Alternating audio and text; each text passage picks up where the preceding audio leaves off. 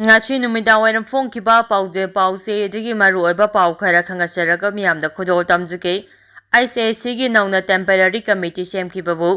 yoningdaba phongdoktuna governor da kuki MLA tarana zero pisingkhrei Manipur gi sing district sing the autonomous district council ADC sing gi administration ga mari lenana mamangai digi laba hills area committee ICAC gi mika pangtoktuna Manipur lengang nauna makhoi gi phurikhaw dagi puthokpa miyoi singna semba temporary committee semnaba lawkhiba warep adu Manipur thugainaba hotnabada achawba thodang lawduna chathariba lal asigi lusingbani hairiba kuki MLA tarana yaningnaba phongdoktuna Manipur governor Laxman Prasad Acharya da yaningdaba chiropi singkare hairi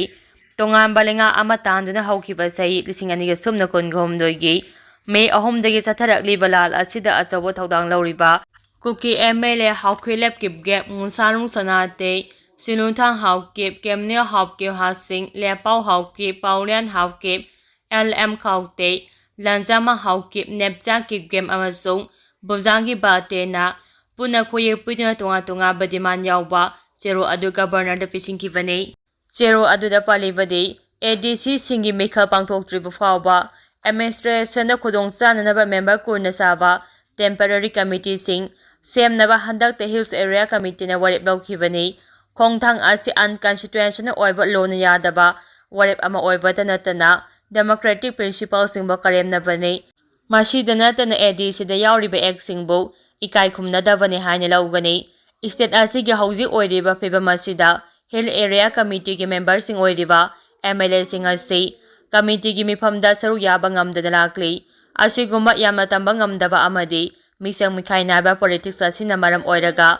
legislator oiriba kuki MLA singna union territory ki demand asi torokpani ngasi su amukka hanne MLA tara asina hena chesinba khongphamga loinana union territory ki demand tawgani demand asida governor na minungsu upiduna Hill Area Committee ki mikha pangthoktuna temporary committee semba si reject tawiu Hill Area Committee ki khongthang asida miyeng sangduna unconstitutional oiba warepa si handokadabani haina kuki MLA tarana sab manaba phirep lawminaduna Manipur lenga ke khongthang asi handoknaba governor da taksinbani governor na hirama sida miyeng sangbidravadi prime minister yauna union minister singda taksingani hairi makha tarapa pawda warep asi handokadabani RNCM Manipur lenga ni Hills Area Committee ki matangda lawok liba phirep asi Romai Naga Council Manipur RNCM nasu yaningdaba phongdorakli Lupasina Thadorakpa Zero Amada Thong asi democratic principle khongong na badanatana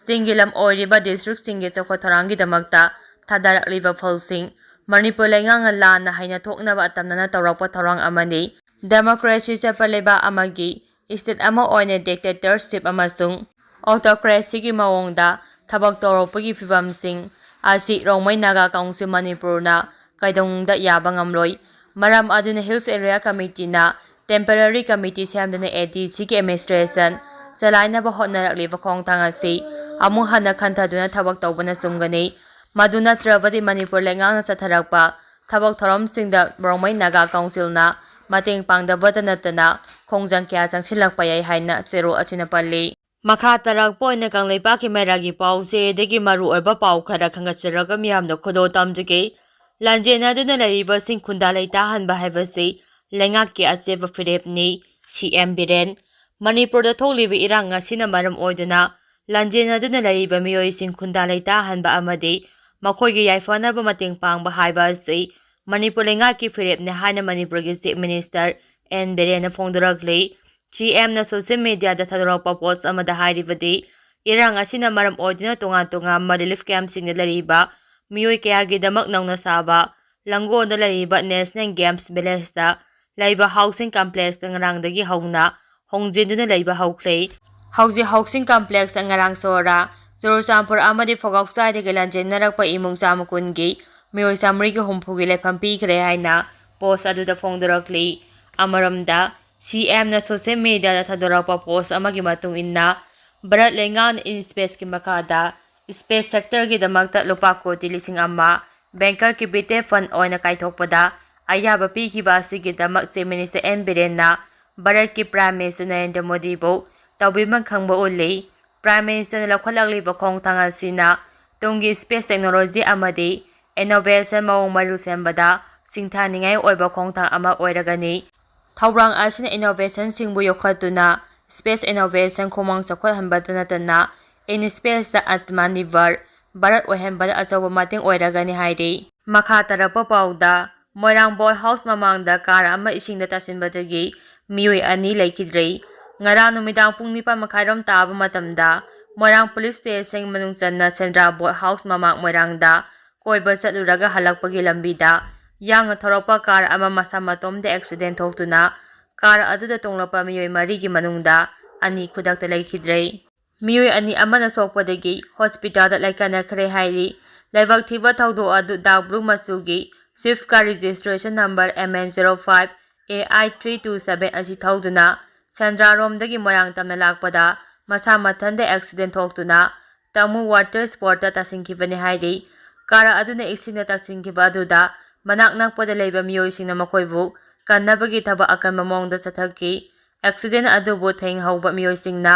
car ꯑꯗꯨꯗ ꯇꯣꯡꯂꯛꯄ ꯃꯤꯑꯣꯏ 4ꯃꯛ ꯃꯣꯏꯔꯥꯡ community health ꯁꯦꯟꯇꯔꯗ ꯈꯨꯗꯛꯇ ꯄꯨꯈꯠꯇꯨꯅ ꯂꯩꯀꯠꯅꯈꯤ꯫ ꯑꯗꯨꯕꯨ ꯇ꯭ꯔꯣꯡꯂꯥꯎꯕꯤ ꯃꯈꯥ ꯂꯩꯀꯥꯏꯗꯒꯤ ꯅꯤꯡꯊꯧꯖꯝ ꯄ꯭ꯔꯦꯝꯆꯥꯟꯗ ꯆꯍꯤ 18, ꯑꯄꯣꯛꯄ ꯄ꯭ꯔꯤꯌꯣ ꯑꯃꯗꯤ ꯏꯔꯦꯡꯕꯝ ꯃꯅꯥꯎ ꯆꯍꯤ 22, ꯑꯄꯣꯛꯄ ꯏꯕꯣꯝꯆꯥ ꯂꯩꯈꯤꯗ꯭ꯔꯦ ꯍꯥꯏꯕ ꯈꯪꯕ ꯉꯝꯈꯤ꯫ ꯑꯗꯨꯒ ꯇ꯭ꯔꯣꯡꯂꯥꯎꯕꯤ ꯃꯈꯥ ꯂꯩꯀꯥꯏꯗꯒꯤ ꯀꯣꯟꯖꯪꯕꯝ ꯕꯤꯄꯤꯟ ꯆꯍꯤ 18, ꯑꯄꯣꯛꯄ ꯆꯟꯗ꯭ꯔ ꯑꯃꯗꯤ ꯎꯟꯁꯨꯡꯕꯝꯗꯒꯤ ꯍꯦꯃꯥꯝ ꯏꯅꯥꯎꯕ ꯆꯍꯤ 22, ꯑꯄꯣꯛꯄ ꯈꯣꯝꯗꯣꯟ ꯍꯥꯏꯔꯤꯕ ꯅꯍꯥ 2 ꯑꯁꯤ ꯁꯣꯛꯄꯗꯒꯤ ꯍꯧꯖꯤꯛ ꯂꯩꯀꯠꯅꯔꯤ ꯍꯥꯏꯔꯤ꯫ ꯑꯦꯛꯁꯤꯗꯦꯟ ꯑꯁꯤꯒꯤ ꯃꯇꯥꯡꯗ ꯃꯣꯏꯔꯥꯡ ꯄꯨꯂꯤꯁꯅ ꯀꯦꯁ ꯑꯃ ꯂꯧꯈꯠꯈ꯭ꯔꯦ꯫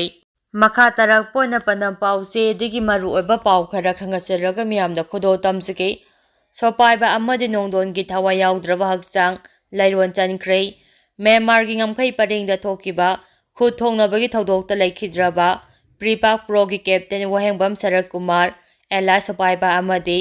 ꯂꯦꯟꯁ ꯀꯣꯔꯄꯣꯔꯦꯜ ꯅꯣꯡꯃꯥꯏꯊꯦꯝ ꯕꯣꯕꯤꯁꯅ ꯑꯦꯂꯥꯏꯁ ꯅꯣꯡꯗꯣꯟꯒꯤ ꯊꯋꯥꯏ ꯌꯥꯎꯗ꯭ꯔꯕ ꯍꯛꯆꯥꯡ ꯉꯁꯤ ꯏꯔꯣꯏꯁꯦꯝꯕꯗ ꯂꯩꯕ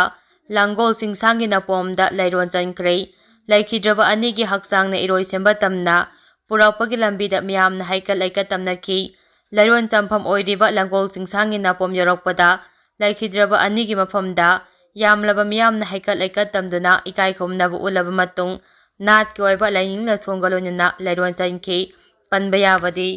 ꯊꯥ ꯑꯁꯤꯒꯤ 22ꯗ ꯃ꯭ꯌꯥꯟꯃꯥꯔ ꯑꯃꯗꯤ ꯃꯅꯤꯄꯨꯔꯒꯤ ꯉꯝꯈꯩ ꯄꯔꯤꯡ ꯑꯣꯏꯔꯤꯕ ꯂꯥꯂꯤꯝ ꯈꯨꯜꯗ KNLA-ꯒ ꯈꯨꯠ ꯊꯣꯛꯅꯕꯒꯤ ꯊꯧꯗꯣꯛꯇ ꯍꯤꯌꯥꯡꯂꯝ ꯑꯋꯥꯡ ꯂꯩꯀꯥꯏꯗꯒꯤ ꯄ꯭ꯔꯤ-ꯄꯥꯛ ꯄ꯭ꯔꯣꯒꯤ ꯀꯦꯞꯇꯦꯟ ꯁꯣꯄꯥꯏꯕ, ꯋꯥꯡꯈꯩ ꯑꯉꯣꯝ ꯂꯩꯀꯥꯏꯗꯒꯤ ꯂꯨꯞ ꯑꯁꯤꯒꯤ ꯂꯦꯟꯁ ꯀꯣꯔꯄꯣꯔꯦꯜ ꯅꯣꯡꯗꯣꯟ ꯑꯃꯗꯤ ꯖꯤꯔꯤꯕꯥꯝꯒꯤ ꯀꯗꯝꯇꯥꯔꯤꯗꯒꯤ LALRUF PLAꯒꯤ ꯀꯦꯞꯇꯦꯟ ꯑꯣꯏꯅꯥꯝ ꯒꯨꯔꯨꯅ ꯊꯋꯥꯏꯅ ꯄꯣꯟꯊꯥ ꯄꯤꯈꯤꯕꯅꯤ꯫